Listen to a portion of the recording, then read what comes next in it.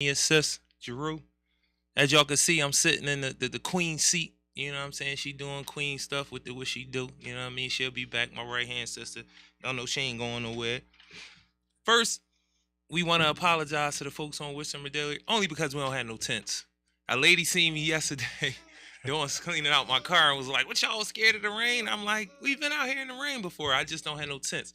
That reminded me. I remember we tried to have our first event. A motherfucker lit the tent on fire, y'all. Oh, Trying to open the box, lit the whole tent on fire. yeah. You know what I'm saying? Yo, but that's one of them Jones that allow me to know how far we've come, how far my team come. You know, Philly Service Announcement has came. You know, our service in the community, different gigs that we got, different people that we met. You know, different resources we are able to provide. You know, it's for me. You know, I was just telling a young brother this that one of my students, I seen him on Broad Street. That's why I ain't get a chance to even go get dressed. He yelling into his phone, spitting into his phone. So I pull up on him like, "Damn, what's up with you?" He like, "Damn, man, I lost all my stuff on the bus. I need a ride," and this, that, and the third. He arguing with his mom. But he's a good young dude. When I was in the program, you know what I'm saying? He just wanted, he like many of our people, like, we need to understand that our emotions are not wrong. Like, you can be an emotional person, but we just need to get more. We need to teach more emotional intelligence. Right. So that people, when you have those feelings that are natural, when you're sad, when you're angry, you know, when you're excited, because it's not always a negative thing. Like, some people be too excited, and they need to know how to bring it down. You know what I'm saying? So we just need to have more emotional intelligence across the board as black folk, you know, so we can deal with each other better. You know, because on one end we telling people not to be emotional, and that's causing all types of crazy shit. And then we saying the other group of people it's okay for them to be overly emotional, and that's not working for us as well. We need a balance, and that balance comes with emotional intelligence, amongst other things. It's like there's no panacea for anything that goes on with people. There's no one thing that can make all people move and ride correctly. There is no one thing. I haven't seen it in my lifetime. I haven't read about it. I haven't read about just that one thing that if people do this, their life will go smooth. There's no, it doesn't exist. There's multiple things, and we have to be able to tie all of those things together and get multiple disciplines and understand multiple things and learn multiple things in order for our lives to be as balanced as possible. Now, listen, man, you didn't want headphones on. But I want to put my headphones on so you can't take them off. As y'all can see, Suhana's in the building. She waiting for her mom to come pick her up. You know what I mean? I love to do this. I don't do this to kind of like sell my daughter. You know what I'm saying? Because if people look at my Instagram and stuff like that, any social media, you see me with my child. You know what I'm saying? But I don't push it out there like people do this for likes and all that. It just so happens she's very rarely, if ever, with me on Tuesdays because her mom knows I do the show. Beyond a whole bunch of other things that do go on between me and her mom, for the most part, she makes sure that things that I'm doing, she, you know, and then other shit be like, shh. But how are we not gonna get into that? Not today. So with Summer Dairy, I apologize. We wasn't scared of the rain, but we didn't have tents. But now we will have tents. I'm definitely gonna grab some tents this week. I'm trying to get them this weekend, but if not this Saturday, next Saturday, we definitely gonna have tents. I talked to my barbecue man. We gonna have a grill out there, so I just gotta go get the charcoal and all that. You know, I think I gotta go to BJ's and just get like 10 bags of charcoal just for any and everything, because I feel like this is a summer where I just want to pull out the grill at any given moment and we should be able to get it popping. For sure. Like, I just really feel like that type of summer, whether I'm at work, whether I'm chilling with a home, like I should be able to leave here, get the joint out, you know what I mean, be right out front grilling it up. You know what I mean? I just feel like that's the type of summer this should be. Other than that, y'all know my sis is getting her master's, so we gonna party like a motherfucker. My niece is graduating. I'm definitely part of the 14th. Gonna be a big, cause it's on the 14th, right? The 14th is a big day in my family across the board. You know what I'm saying? Like, black folk getting degrees, multi-generation. Yo, sis. Now you want to be all up in the situation. So, multi-generational degrees is going on. Black folk going back to school, finishing school. just putting ourselves in better positions, you know what I'm saying, to serve black folk. Mm-hmm. If you didn't know that when you got whatever made you mean something to people, it's for you to serve black people. If you get a degree, if you get a good job, if you making good money, serve black folk. That's it. If you start running the free world, you should have been serving black folk, Obama. And you should have been unapologetic. You know what I mean? Like, I want black people that ride for black people unapologetically. I can't even get it out. Now, I'm going to let my brother introduce himself. But before that, I got to say one more thing. Everybody who, what is the lady's name who just became Supreme Court? Ketanji Johnson. I guess that's her name. I didn't really follow it. Normally for me, I'm very jaded when black folk get positioned. They either are doing it for themselves or they're agents. It's just either you're doing it for a selfish reason or you're working for the enemy. Ketanji Jackson. So, the reason why I say this, and I want black people to just ask themselves a question. I don't know this woman. Of course, y'all could grind me up, be like, you don't know her. She worked hard. She was super intelligent. She the first black woman. Yeah. Now, me and my daughter was having a conversation about this. And I said, no matter how much I disagree with the celebration of this black person being on the Supreme Court, you still have to understand, no matter how much I might think she a buckeye or sell out or whatever, she had to go through, even with that, she had to go through insurmountable odds to get there as a black woman. Oh, yeah. So I'm not taking that part away. I know what our genius is. I just wish our genius served us more.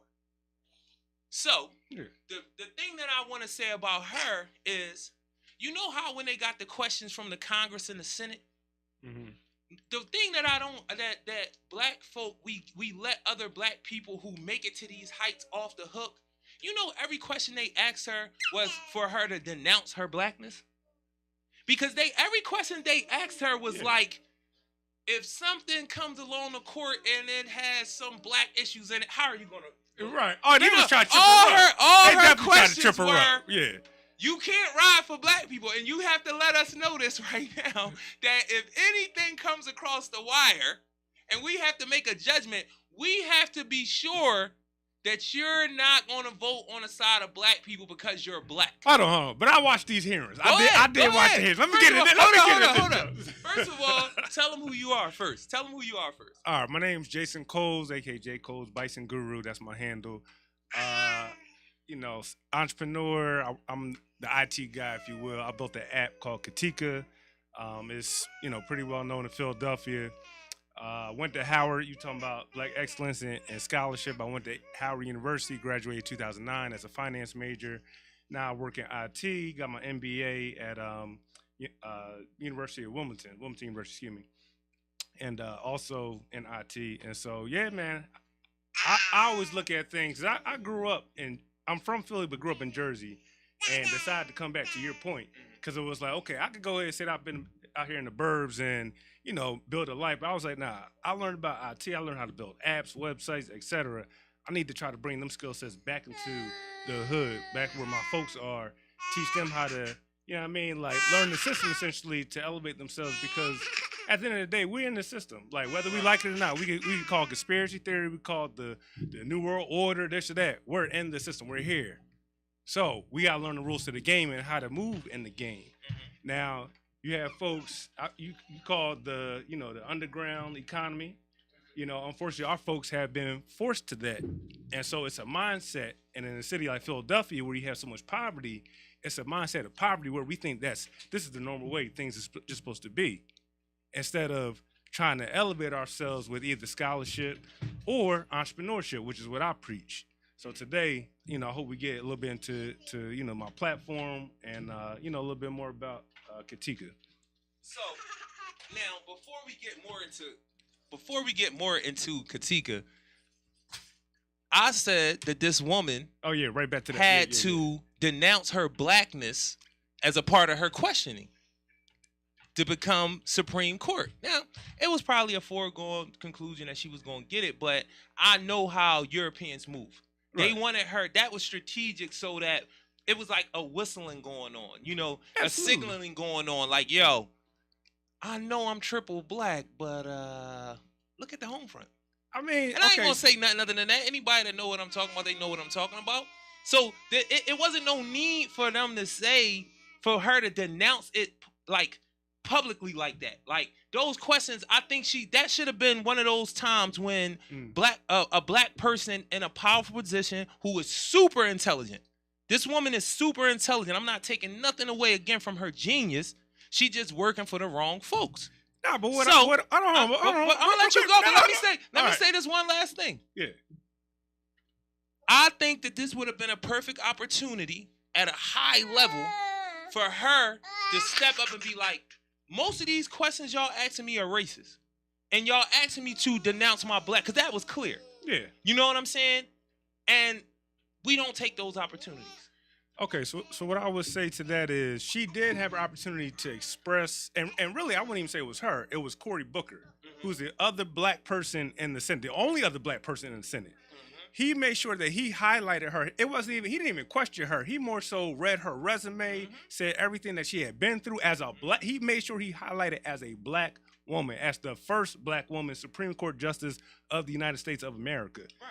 The first was Thurgood Marshall almost 50 years ago, more than that. Like, so I would say that while she was being questioned by only one side, the Republicans were the ones that were, making her say that she didn't agree with child molestation and all type of just crazy nonsense.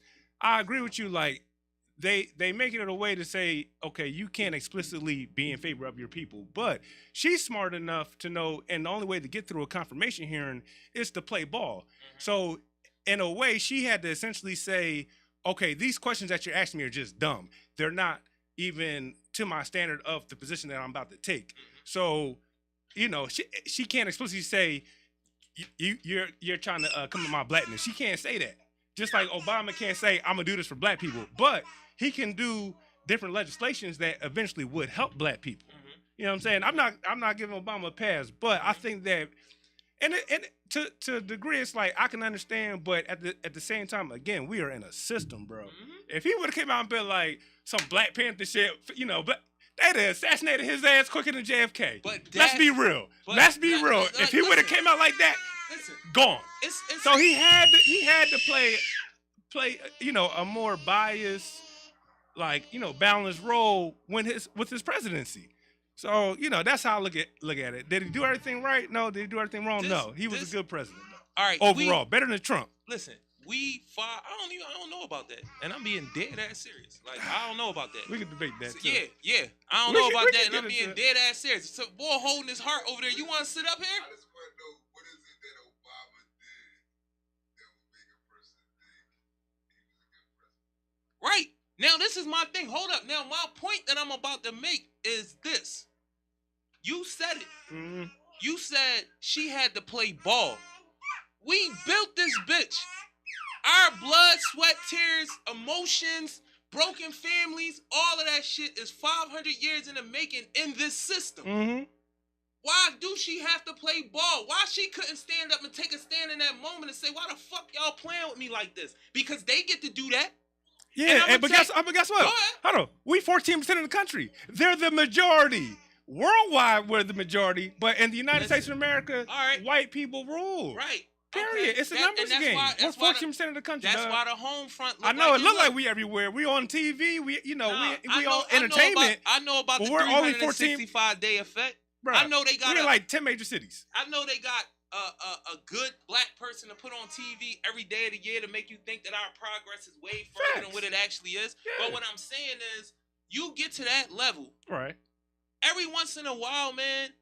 Yo, we could take stands. You don't need Cory Booker to defend you.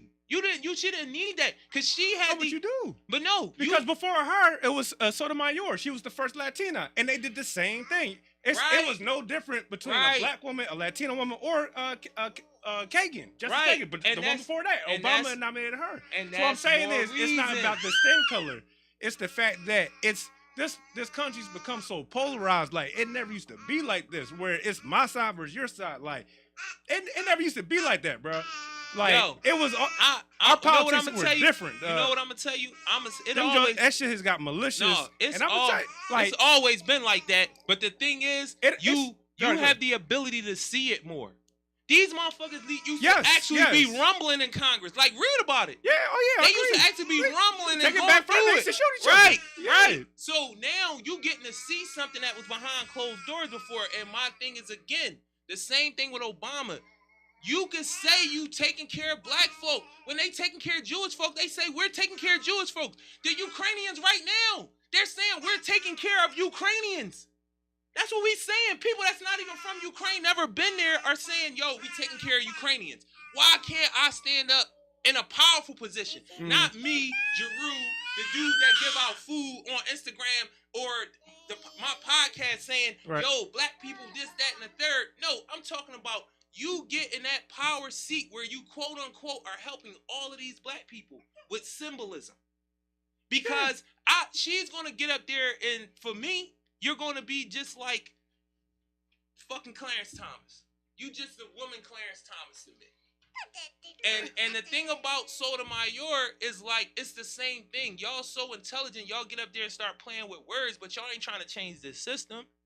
Because if you that's not their job. It is. No, they're judges. All they do is interpret the law. You're talking about the people that you want the people that create the laws. That's Congress and Senate. I understand That's what I'm saying. I understand legislation, judicial. I understand the three Jones executive branch. I got it. So when the case comes, for instance, if what's it called? Affirmative action. If that comes before the Supreme Court and she votes against it, then I'm on your side.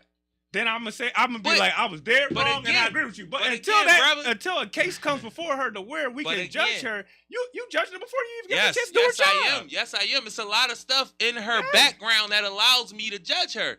And one of those things is she's very much for the system. If you're for, because the fact that you even made it that far and think that that's a big thing to be a Supreme Court justice, and you ain't riding straight for black people like how everybody else ride for their people, how Jewish people ride for their people, how Latino brothers and sisters, if you want to call them that at times, because they don't deal with us unless there's an issue going on. Yeah, I said it, and I got homies that's brown folk and all that. Yeah. But when we look at La Raza, ain't no black people on their organizations making decisions about black folk and making decisions about brown folks. La Raza is not in my community with young boys getting shot. I don't see the LGBTQ shutting down no blocks over black murder. I don't see feminist groups on our blocks. Not you wanting to be in an organization and run the organization because you think black people don't know how to take care of themselves, so we're going to come in and be the benevolent parent white people that's going to take care of you. That's not what I'm talking about.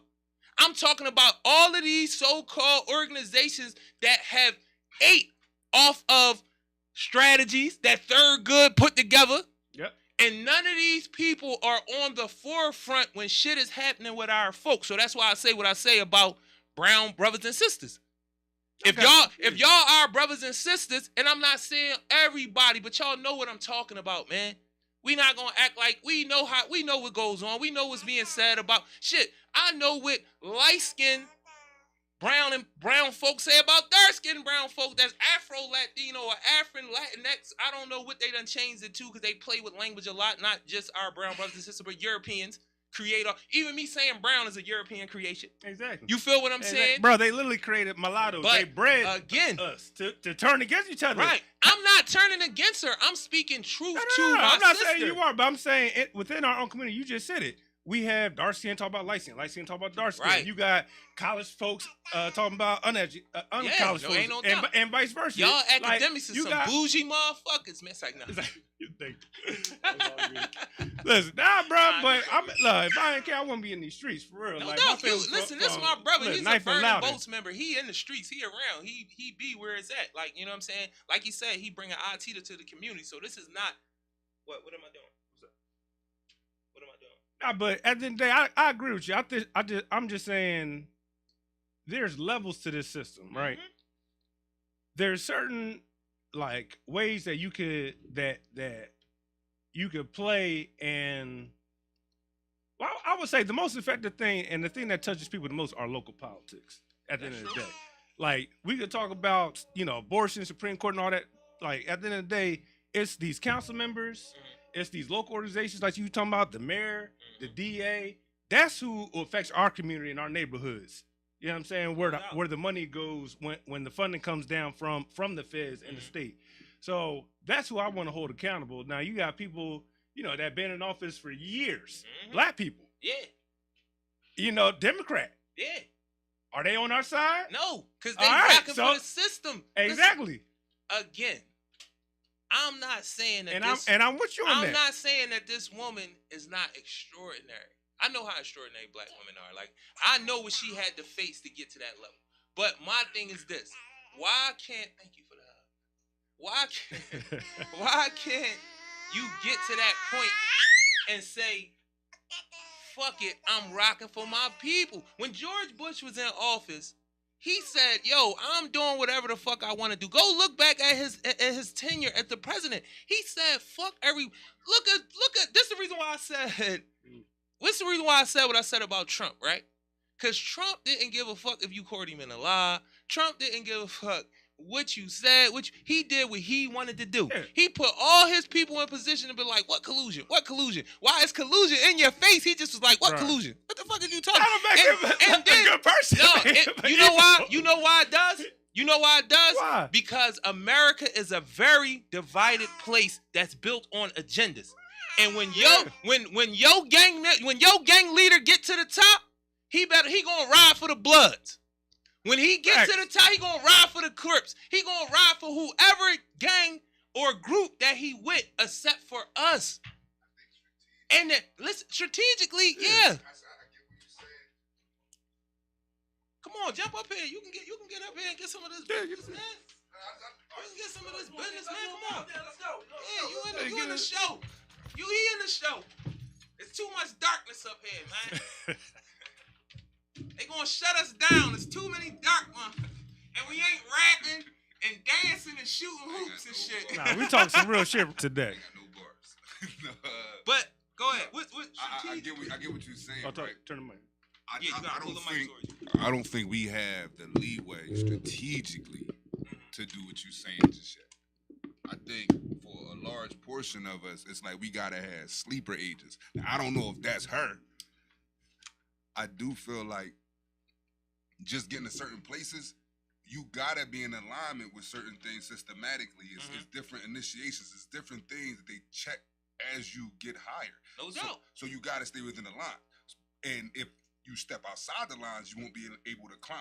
So strategically, even if you got it in your heart to make a move, you gotta be like a sleeper agent because you only gonna get one move. You're not gonna be like Trump to where you can just start doing whatever you want for your peoples. You might only get one sucker punch in, and that's it. So my thing be on the hope side of things that like, all right, I dig it. I don't think most of them are on our side.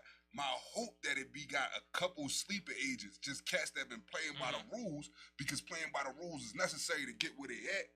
But in their hearts, they just waiting for the opportunity to show whose side they really on. But this is my thing about that. I'm totally in agreement with the sleeper agent. Like, we need black folk to be everywhere.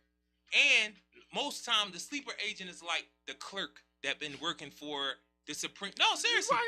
No.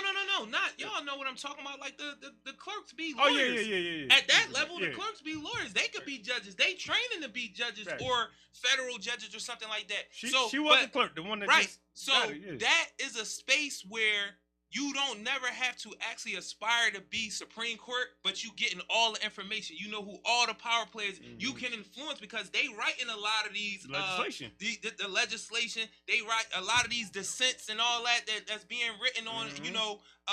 Precedents that's being set. It be the clerks that be writing this law. It don't really be the judge. It be the clerk that read all these cases and stuff. So. And in that regard, I'm with you. I'm cool with the sleeper agent thing. But my thing is like, damn, every once in a while, we need some folks to get up there and be like, ha, motherfuckers, y'all thought y'all let me in and I was rocking for y'all and pull the fucking veil. I'm doing everything for black people till y'all get me the fuck out of here. Right. Because that's what other motherfuckers do. Somebody, all right, I'm gonna tell you, yeah, that's cool. But he's looking for Malcolm X. He ain't here, bro. He ain't here. No, bro. I'm sorry, ain't nobody that bold. Bro. Oh, bro, it's like no. The closest you got is I'm not talking. New York. I'm not talking about Malcolm X. I'm talking about stop being scared. That's what I'm really talking about. It's like But it's a lot. longevity, Listen, like- it's a lot of strategy that goes into By it. any Y'all know means. I'm with all the strategy. I read all the books, all the different things that we be going at. But at the end of the day, the reason why we keep winding up in the same situation, still fighting for the same things, is because a motherfucker get to that line and get scared, or they say, "Fuck y'all, I'm going for me," and that's all I'm really saying. One time. If you got all these black people, and then it's another thing. We get all gun-ho about people who really don't give a fuck about black people too. So that's another thing. We be thinking because they black and they made it to a certain level that we can all associate, but them, the person, I'm gonna give y'all a perfect example, Bob Johnson. If you ever read the book, Bob Johnson said it himself. If you ever read the book $40 Million Slave, they talk about Bob Johnson to go in a room of black people and be like, race, because he know that's what we gonna rock with, especially considering he got a certain position with Blink Entertainment Television. But then he'll get in a room with white folks and be like, green is the most important thing to me. And y'all need diversity. I'm the one that's gonna give y'all diversity. Okay. But he not talking about it from the standpoint, he's using it as a capitalistic strategy for him to enrich himself. We in America. Listen. No, hold on. You that's said the number one. Yeah, go ahead. Hold on. Go ahead. I like that. This is the intermittent and I understand with now. these meals. I'm not missing nothing. Bro, See? Go ahead. this system. You're right. We're in Go America. ahead. This is a capitalistic system, which Okay. means that corporations run this motherfucker. Yeah. We talking about Yeah. votes, this and that. It comes down to money. Yeah. To even run a campaign, you have to have money. So I'm gonna tell you. and at every Go level, ahead. including up to the presidency, down to your local mayor. Yeah. It takes money. So whoever those local corporations are, that's who's going to be in their ear saying, hey, do this Yeah. legislation, do this, do that. Of course, them people going to forget. The further higher position you go, the closer or the further the money that you need from the local people. Meaning that to finance a presidency, a governorship, you need corporations, billions, millions. You don't need no local $5, nothing like that. Maybe at the councilman level you do, but not at those high levels. So what do you think they're gonna do when they get in those positions? They're not gonna be for us. So I'm not surprised. What I'm saying, I'm not surprised. Right. So what can we do? We need to start building our own economies. That's That's I'm with Black you. Wall Street. But again, because at the end of the day, then we become in a position of power to influence our local whoever we want to put in place to be our legislator. That's who we put in because we got the money now. right. But we can't influence none of that if we don't have no money. But again, go ahead. So build the black economy up. First of My all, tell question people would who be- you are. All right, let me say, 'cause before I go, I want to forget my question. All right. I will keep it is. I understand that we got to get the most of this judicial system that's in place while it's in place, right? But why do we even invest so much energy? I mean, if you really do the research and you look at it for what it is, you understand that our answer isn't going to ever come through politics.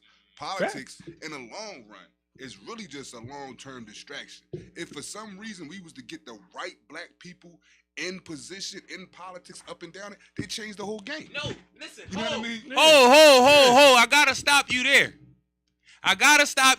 You know, listen, and this is real shit. It go back to the fear thing again. And I'm not saying you scared, but I'm saying it goes back to the fear thing because if we was able to get sturdy black folk into these positions and they pop up like, yo, we doing this for black folk. Blood would be shed. They wouldn't change the whole system. I can show you the history of America to where black folk get in position, blood gets shed. And it be black blood because the folks who want to keep the system like it is, they coming for blood. They not going to let it just be that. So that's when we working in this system, when you get a strong African stronghold in America, there will be blood drawn. It's historic. When you talk about Reconstruction, me and a brother was talking about this last night. When they took all the chains off and let black folk succeed, see if they can succeed in America on their own devices. Everything shot up. And what happened after that? They start murdering black people like crazy, and then they start changing the laws. They ran down on us first, then the laws came behind it. The same thing with Black Wall Street, with Eatonville, with what's the island off the coast of South Carolina? they thought that Gullah joint, Islands. yeah, they thought that joint was barren. They was like, niggas, go over there. Next thing you know, they looking across the water like, these motherfuckers got lights. They party. That shit look crazy over there. Next thing you know, who in the water trying to get over there? It's them. So what I'm really saying is, if you gonna be in this system and you all these black people rocking for these people symbolically, these people not for us. They just black people who have made it. They not for us. And then the other point I was gonna make about the money aspect of it is what makes capitalism work. And I talk about this all the time because we really, really, really, really, really need to understand this. In order for capitalism to work, you need a built-in, baked-in underclass. That underclass is motherfuckers who look like me and you. So black people who are making money at a certain level understand that. So what I was saying at the beginning is kind of like jokey shit. You know what I mean? It's real, but it's jokey. But on some real shit, that lady understands that her being in that position and maintaining this system means a lot of black people have to die and be exploited. And she knows it. Obama knew it. His wife knew it. His wife's mom knew it. And most of the other black people that we love that get money, they know it too. So that's the real joint about it. Like, I just want a motherfucker to get up there one time and be like, you know what? I was selling us the fuck out, but fuck that. I'm just this one time, I'm going to tell all you motherfuckers, shut the fuck up. I'm black, and I'm about to be on the Supreme. That's what she could have did for me.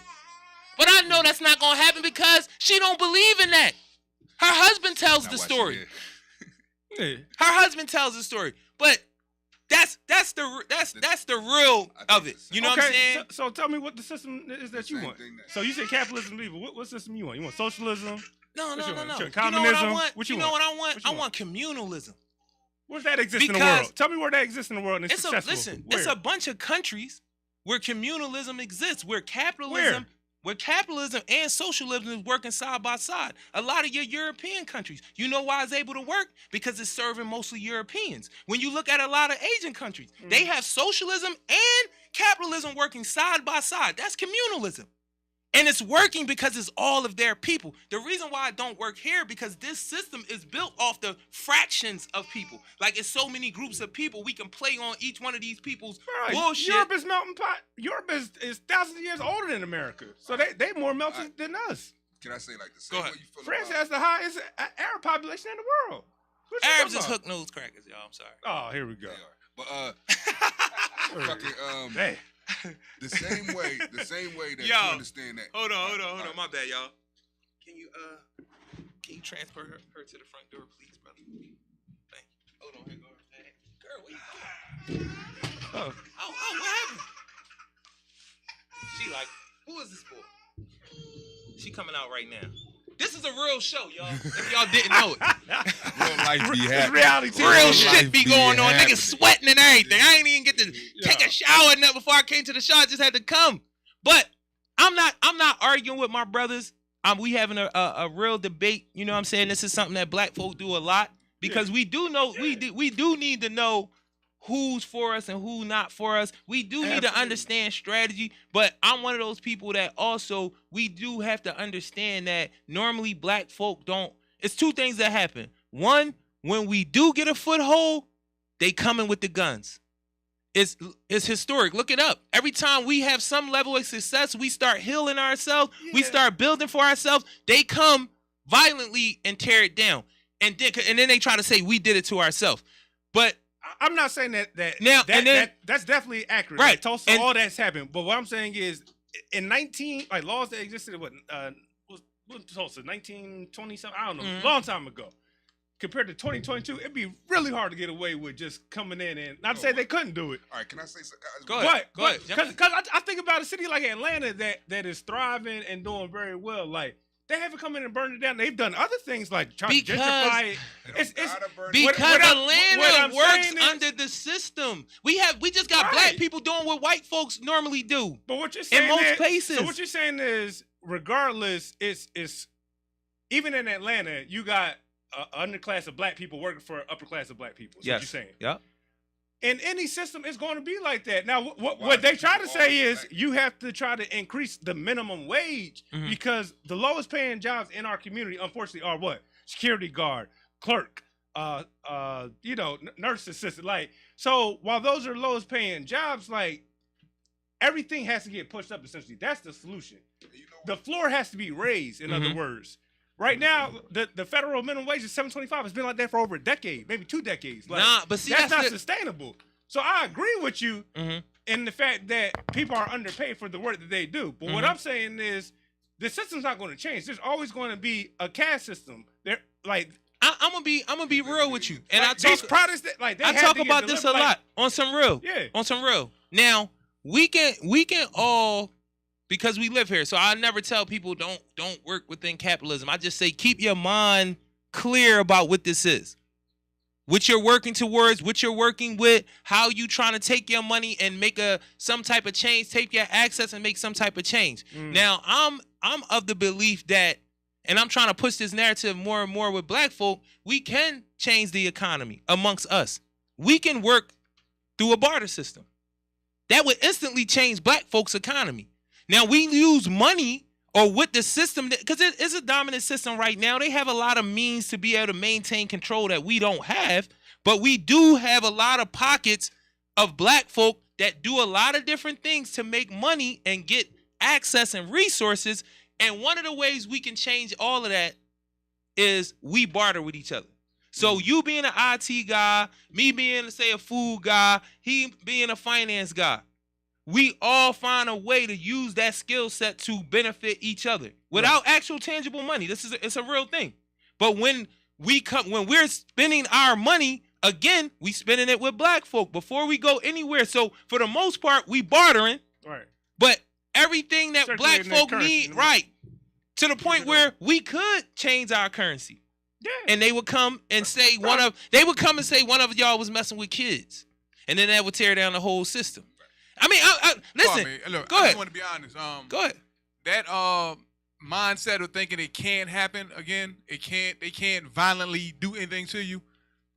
That's dangerous, because I never thought I'd see January 6th. Like when they ran down on the Capitol and broad daylight. I never thought I'd see that in my lifetime. Yeah. And that right there showed me that, no, you're right. Anything it can happen. Anything's possible. It can't, and their violence knows no bounds. Just know that. I love when black folk understand that. On some real shit, because we understand a lot of stuff and we understand how to be violent towards each other. Like, one of the reasons why I do what I do right now, just me personally, I wouldn't tell nobody else that they got to move like this. I love black people, period. And then I love black people before I have identity of self. But once I got identity of self, the love that I got from my brothers and sisters, even amongst all the craziness, because I know where it come from, it just make me move in a certain way, man. Like, seriously, when with black folk. But the reason why I do the stuff that I do is because I was willing to die for less. When I was 13, 14, and I was willing to hurt people for less. You feel what I'm saying? From 13 to the time that I got locked up, and I'll probably say like 19, 20 before I got locked up, even though I court this case, my mind started to change a little bit, but I still was with it. Like, none of the bullshit was foreign to me. But none of that shit wasn't worth nothing. Like, I was listening to Kendrick, and he said, murder, we come from a culture where murder is minimum. Like, killing a motherfucker ain't really something to get your eyebrow raised. Like, damn, boy got killed. And we can keep on going with the conversation. Not, damn, hold up. How the fuck that happened? You know what I'm saying? Not none of that. Be like, damn, so-and-so got smoked. Boom. On to the next thing. Damn, you seen Kyrie last night? It was, you feel me? Yeah. Murder is minimal. So my thing is like, I move how I move and do the things that I do and willing to take the risks that I take is because I was willing to die for less when I didn't know no better. So now that I know better, what I'm willing to die for should have more purpose. But I still got it in me not to be scared to die. Because I remember going to people's neighborhoods and going in their bars just because I wasn't from that neighborhood. I'm just trying to prove that I'm tough. I was willing to die for that. I was willing to go into a bar just to say that I go into their bar and I don't give a fuck that this their neighborhood and get murdered. Like, is that really a reason for a motherfucker to put their life on the line? But I thought it was. Motherfucker be like, where you was at last night, man? I was around 55th Street, you know what I mean? I'm in they bar hollering at they chicks, you know what I'm saying? Drinking, having a good time, loud laughing and all that. You know what I mean? Just to say that I did it, I was willing to die for less. So now, willing to die, Right. but it's so much bigger now. I see a bigger picture that make me be like, yo, I gotta be out here for my folks. You feel what I'm saying? Yeah. And that's the question. That's the question that I think I'm really getting to when I say, when we having this conversation, I be wanting to know that, because I had too many conversations with cats was willing to tell me what they was going to die for, and I went back to my cell and was like, damn, like, he was going to die for some sneakers. He was going to die for a chick that everybody in the neighborhood, and I love my sisters, but he was going to die for a chick that everybody was going to have, that everybody had. He was going to die for a car. He was going to die for an ounce of cocaine, a pound of weed. And was like, you know what I'm saying? Because a motherfucker told him, yo, you ain't the toughest motherfucker out here. Didn't tell him he was a pussy. Just told him, I'm just as tough as you. And he was willing to die for that. To prove that, nah, ain't nobody tough as me. You know what I'm saying? Yeah. So now, my daughter, easy. My mom, easy. My brothers, easy. My people, it's easy for me now. Because the purpose is bigger, and I was willing to die for less before. You know what I'm saying? So now I'm dying for more. If I'm putting myself in a situation where that may happen, not because I don't like speaking death into existence, but listen, we all gonna do it. You understand? And to be honest with you, I'm one of them people. I'm curious about it. I'm not curious like I want to get rocked. I want to live. I like to party. I ain't been a couple places. Let me go to Singapore and a couple places in Africa. Then y'all can get me out there. But that's my thing. Like, I'm tired of us like playing around. And I'm not saying this what you doing, but I know a lot of our brothers do this. They play around system talk with our kids. You know, you are medicating a whole generation of young boys that's going to lead to death. Nah. You can read it. You can read about it. The most people that's in special education is black boys, not black girls, not white boys. It's a disproportionate amount of young black men in special education who.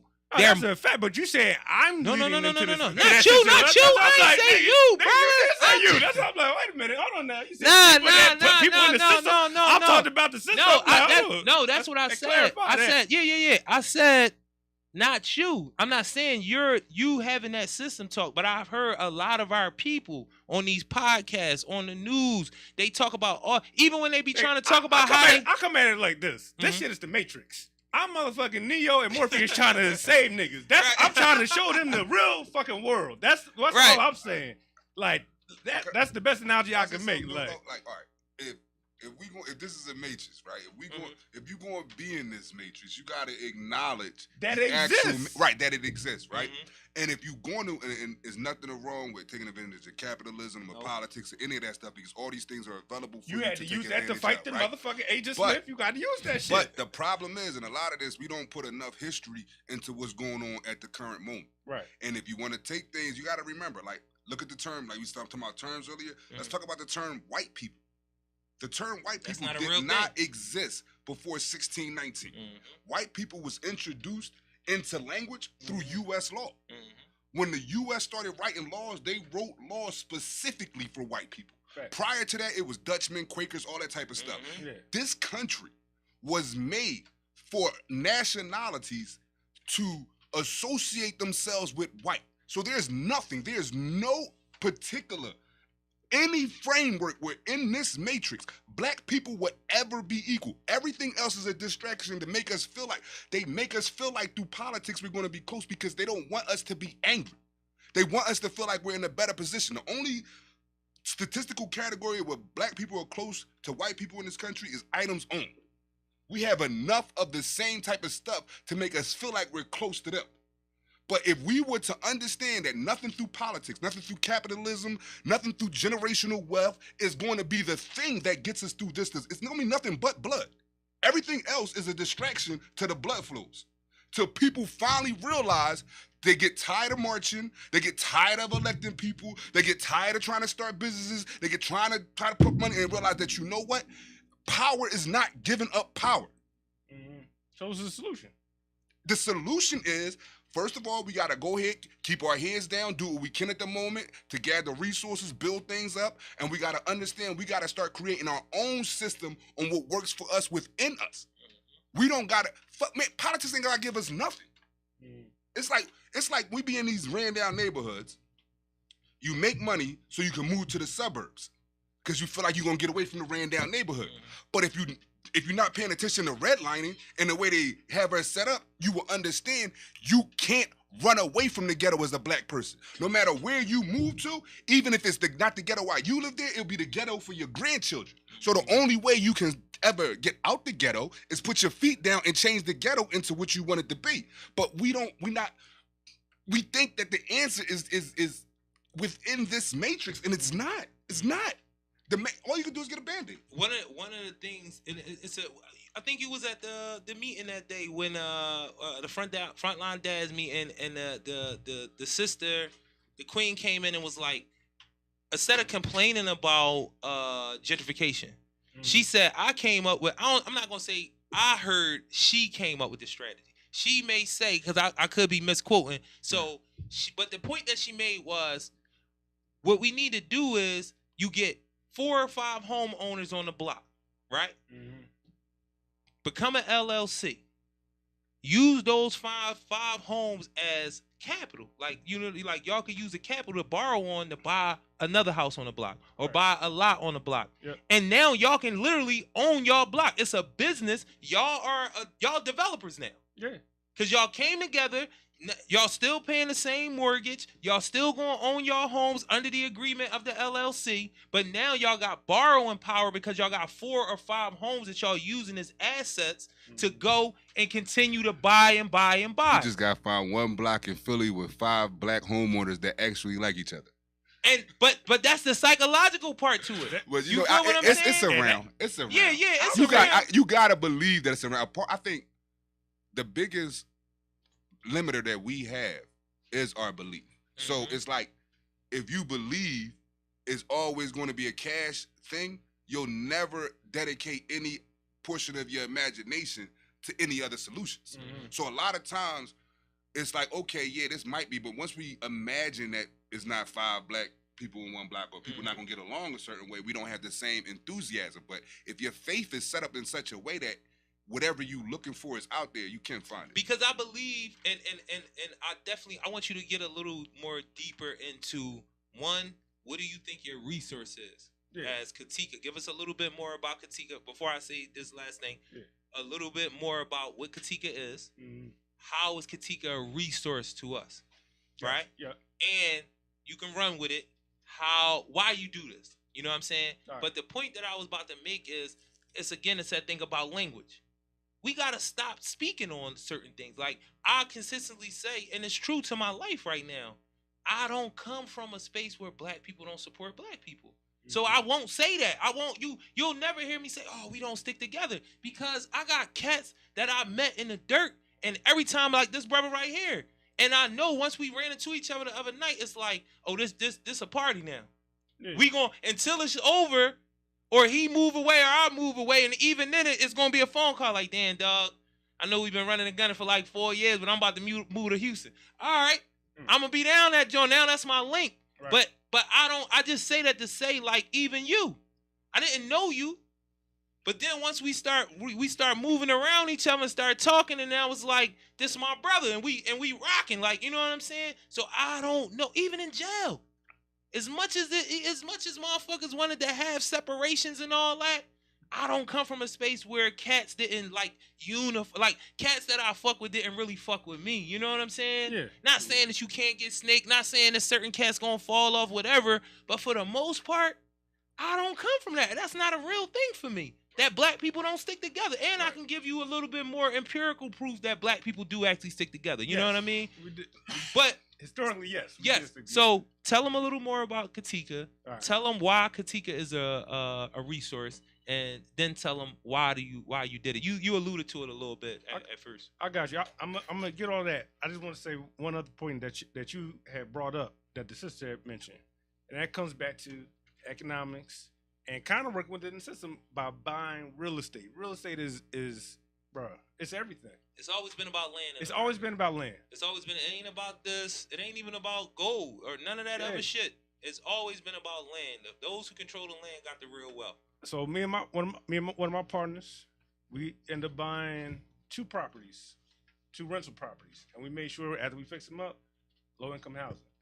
We could have charged, whatever. It's for our people.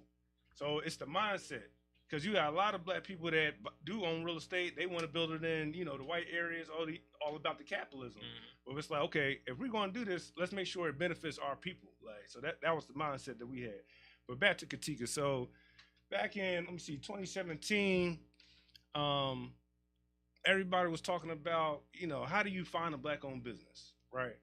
And I had just moved to Philly maybe 2 years prior. And so, I'm like, this is the age of technology, bro. Everything's in the phone. So we ended up building an app.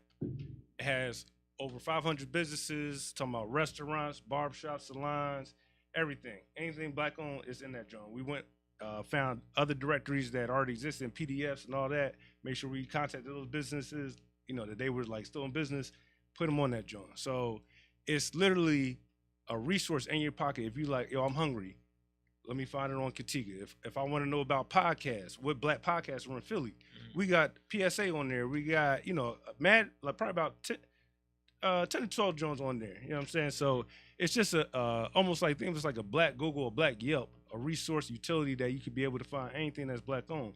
And as a business owner, if you're like, hey, I don't have a website, I don't have, a app or anything, you could create a free page, because at the end of the day, everyone's searching, right? So how are people going to be able to find you? So Katika is an app. People that have a business, you can create a free page, put all your information, your contact information, what you do, put your category wherever you are, whether, whatever your service is, boom, now you're searchable in the directory. And that's it. So spell Katika. Tell them where they get the Instagram, the Facebook, Twitter, everywhere that it's at. Bet. So Katika is spelled Katika, and the name is actually Swahili. It means inclusive. So we were very, purposeful when we did that, because at the end of the day, and we talked about this earlier, like even in our black community, like sometimes we exclude Caribbean people. We might exclude Afro-Latino or Africans, people straight from the motherland. We like, oh no, they ain't black, right? Like, or they telling you you ain't African, right? Or vice versa. Yeah. So we wanted to make a platform that was universal, pan-African. Like we all black at the end of the day. So that's all that matters. So it's no, exclusivity. We want everybody to be under one umbrella. So Katika, the app is on the Android store and the iOS store. Make sure you download it, or check out the website, katika.us, not .com.us. And Instagram and Facebook, all that is Katika USA. So why did you do it? You expounded on it a little bit, but you said it was you and your frat brothers, like it actually was your frat brother. It was, yeah. Oh, all right. Yeah. She's academics, man. Yeah, man. College So boys. because I went to HU, it's a girl. Okay. It's funny. So it's a business frat, Right. but it has chicks in it. So it's Okay. co-ed. Like normally I got you. fraternity is only guys, or sorority is only women, but this is a co-ed. Right. So anyway, so she's from South Africa. And so when we launched it, we were literally back in 2017. We had all the black, it's Africa, so it's not hard to find, black business. So we were in Joburg and Philly, and so we were It just popped international. from there. Yeah, we were international joint. So the idea was, no matter where you travel in the world, you could find a black-owned business, like whether Through you're in Katika. London, through Katika, like whether you're in London, I got the that on my Caribbean, phone. South Africa. you could PSA find is them in it. joints. You know what I'm saying? They in Black owned, because we black owned. This is a family business. That's what it's about. You know what I'm saying? I love saying that shit. This is a family business. Yeah, man. That's that I love generational saying wealth. that shit. Nah, Family seriously. business. Yeah. Because it's man, I'm passionate, boy, I'm emotional, boy, all that good shit, man. All that good shit. Because I be looking at where so many brothers that was counted out before I went to jail, and especially once I went to jail. And then it's like, again, my experience. I'm not telling you the jail experiences. Everybody gonna come home and get their shit together. A lot of cats crash and burn. They driving a lot of people crazy in PA. PA is not violent. Like in that, it's violent, but violence is not the thing like in other states. PA it's low intensity warfare. Like they trying to make you lose your mind in PA. They got a whole different system for you when it comes to being incarcerated. You not gonna come home emotionally and psychologically whole if you went to jail anywhere, but in particular in PA, because any brother that was locked up with me, they know we watch cats lose their minds, dog. Like young cats who, you know, you think that they mind still got that elasticity, they can be able to put up with it. Nah, the young boys is going crazy quicker. You feel what I'm saying? Like, so PA got a whole different thing for you. If you want to play with PA system, yeah, you think you're going to be able to go in and out because motherfuckers ain't on your top. They ain't trying to rape you. They ain't trying to bang you out, even though those things definitely do happen. PA trying to make sure when you come home, you having episodes. So you can't function no more. You can't function in a relationship with your girl, with your kids, with your mom, with your family members, with your friends, with your community. Because you a week away from having an episode. And you didn't have any, y'all don't know how many people that I meet now who tell me about their they family members that have been to jail, and they be like, yo, he wasn't like this before he went to jail. He wasn't like this. Or maybe jail is that thing that pushed him over the edge. He might have already been on that trajectory, but jail cemented it. Like, yo, we almost had you on the streets. Now that you here, yeah, you're losing this. You're not keeping this joint. You're not gonna be right. You know what I'm saying? So that is a thing, man. To know that I've been through that, and so many of my brothers, man, is they doing what they supposed to be doing. Bro, we gotta break that cycle though. For real, like motherfuckers is fathers, husbands, business owners. I got rich friends, man. It's crazy. Jail, I got rich friends, break the cycle, but it's not a cycle in the sense of people making the same mistakes and doing the same thing to go to jail. It's a literal system. You dig? Yeah. You know what I mean? So it's not us breaking the cycle. It's us acknowledging the system and trying to dismantle it. Because with breaking the cycle puts a lot of break the system. Yeah, it puts a lot of the onus on the individual, right? Yeah. As if the individuals are what's doing wrong. It studies they show that. About third grade, they say, you know, they jail cells built off of the dropout rate. Crime is a result of social problems. You dig? People are not naturally criminals. It's their situation. It's like, but what they do is, in order to ignore the social situation they're not going to take care of, they just allow the crime. And it's like, we still keep sitting there and trying to get rid of the guns, stop. Like, no, it ain't the people that's doing it. It's the situations that they're in that's allowing them to even have to make that decision. Exactly. So you've been giving us a lot of jewels, brother. So tell the people a little bit about who you are. I mean, I know you might not want to put everybody, you know what I mean, on your thing, but like tell them who you are, what you do, you know what I'm saying? Give them a couple of your jobs. I'm a lot. But I'm Henny Black. I do stand-up comedy events. Also a small business owner. I call myself a serial entrepreneur. I have Philly Trash Man, which is my junk removal and demolition business. www.phillytrashman.com. Instagram and Facebook at Philly Trash Man. I'm also a home inspector. I have an event planning business, a temp agency, and a nonprofit called You Guide Through Guide.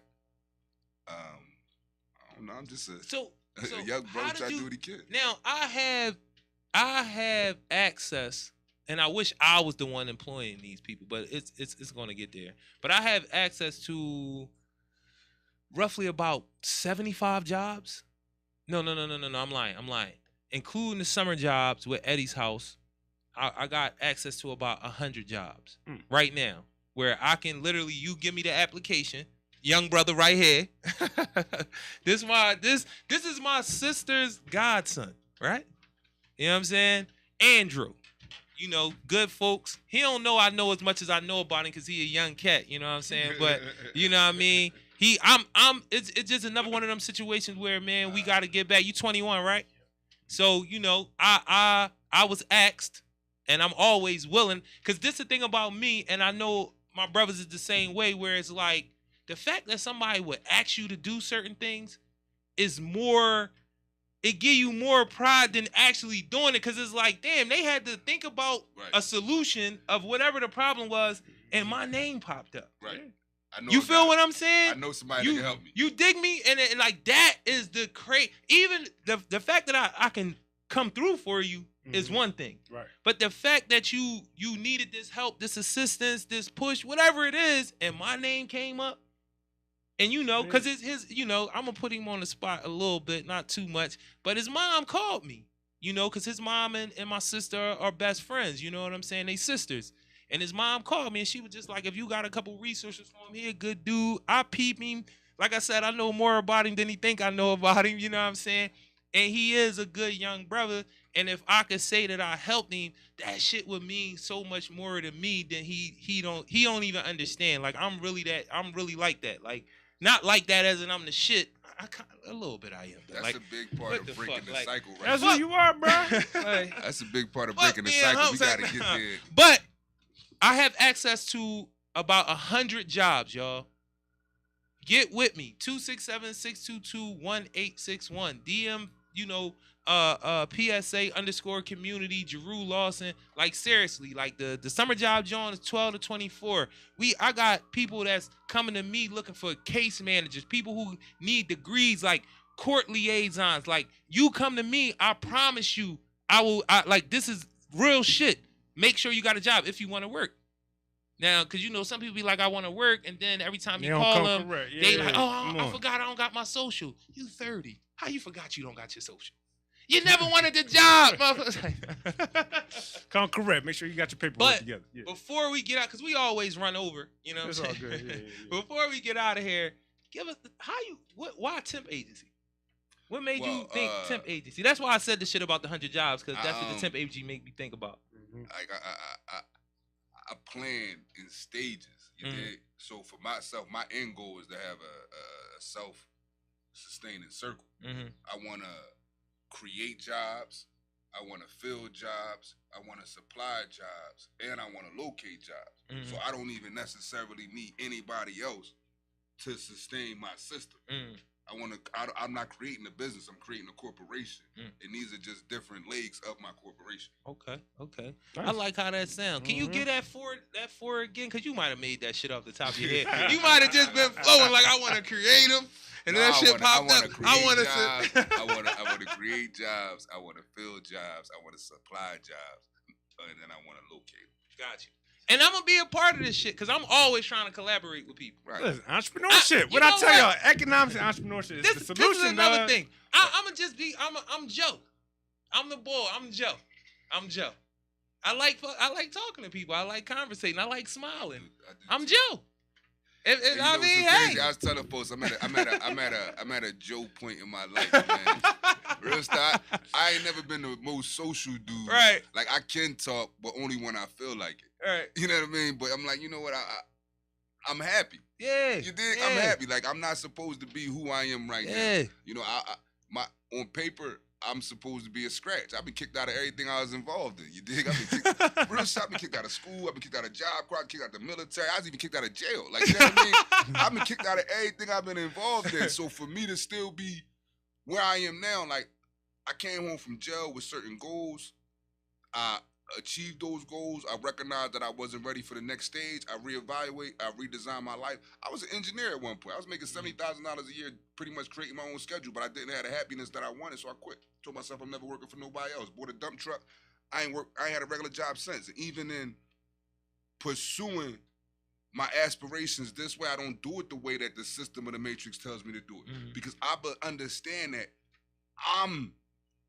I am the God in this. Right. You dig? It's a blueprint. I tell cats, man, for the average man, 1 + 1 = 2. I'm not average. 1 + 1 = whatever the fuck I want. You dig? So whatever I tell you it is, that's what it is. You dig? So it's like I don't believe in limits. I don't believe it's anything I can't do, any situation that makes a certain outcome. I don't believe anything is necessary for me to take a certain step. I don't feel like the only thing we need to do is decide we ready and we ready. All we got to do is believe we can do it, we can do it. You don't even got to see the end and start moving. Right. You just got to believe in your ability to make it to the end. I feel like this whole matrix that made things way more difficult than it needs to be. We working, trying to get money to get shit we can get off love. Mm-hmm. You don't need, you know what I mean? Love is going to make sure you always eat. Always got a place to stay. Always taken care of when you sick. Not on your luck. Love might not have you in Balenciagas but love is going to make sure you survive. But Right. we spend so much time and energy chasing money, not even digging that. It don't even. It's only worth what you put into it. dig? Or what they tell you it is. It ain't Because even- the point, and we got to slide up out of here. But Alright. the thing that the point that I'm gonna make about a lot of what you said is I read this story about J.P. Morgan. I don't like telling white people stories, but this is kind of important. So J.P. Morgan went broke 3 times, and he never lost the influence that he had over the other bankers. He walked in conference rooms on 3 different occasions. Read his story. Broke as a motherfucker, made a bad move. Walk in the room with a whole bunch of wealthy millionaire, billionaire bankers and all that, and was like, all right, we gonna build a banking cartel. And the reason why I brought that up, because 1, that allows you to know that money, the actual money that you talking about, it don't mean nothing. It's about what he just said. Do you have the influence, the power to say that 1 and 1 equals whatever the fuck I want it to mean? Because him walking in the room with a bunch of wealthy people and he broke and telling them what to do and they did it, what he did was he created a system to make sure he never went broke again, not them. Look it up. The book is called The Creature of Jackal's Island. Jackal's Island is an island off the coast of Atlanta. The banking cartel, which it is, as we know it, was created by J.P. Morgan. I've been there twice. You feel what I'm saying? And that goes exactly to what my brother just said. On one end, it tells you that the money don't mean shit. It's the influence.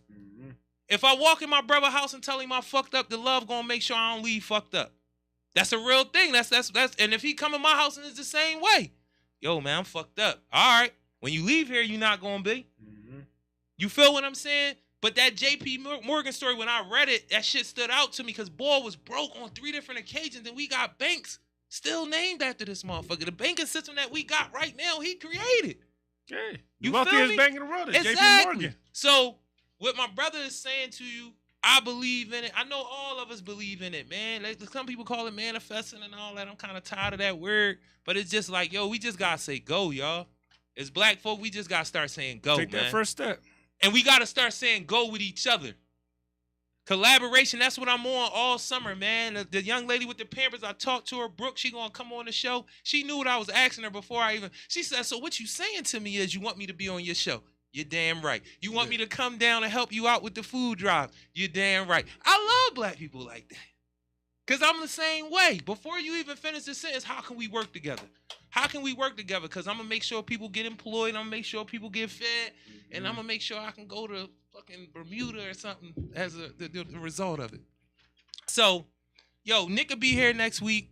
I know we started off arguing, but it's all, we ain't arguing, it's debating. It's all love. We all for the same thing. We love black folk. I'm telling y'all, in a while, dudes gonna get to a certain level, they not gonna want to come on the show because they be like, this motherfucker gonna fuck up our money. The white man done gave us these endorsement deals. Nah, bro. I can't come back. Katika going, you know what I mean? I want, listen. I'm just fucking with you. Now, let me say this one last thing on some real shit. Like, I sit back and I watch probably since 2008, right before I came out of school, all these white people with these tech companies make millions. Talking about Right. Mark Zuckerberg, like Snapchat dude, Spiegel, like all these dudes. So for me, I'm like, yo, Katika could be the black people's tech app. Right. I want everyday people to be able to put at least, I don't know, $100, $500, whatever you got. If you invested in Katika and we blow this joint up, because Exactly. Philadelphia is the first market. We taking this joint international. And it's the 5th largest media market in the country. We can Facts. do Katika here and make that joint pop. Bro, and I'm talking and we about got on a rich paper. history People of on getting this money. Like everybody on this joint on Check him paper. out. I got it on my Yeah, job. like I got legit. it. I got it on my phone. I'm talking Like, about check from the him out. investor Get side of into it. things. I've been Yeah, seeing That's me what I'm too. saying. I'm gonna open this joint We up. gonna like, talk about it. So listen, man, this is all boats PSA rise. Philly. Come on with the Obama shit, man. When we trying to end the show, it's like, Yeah, I'm talking about my PSA people. Philly yeah. service announcement. The assist take over Tuesday. I appreciate both of my brothers coming over, man. We took that Tuesday over real quick. That's what we doing out here. Yes, sir.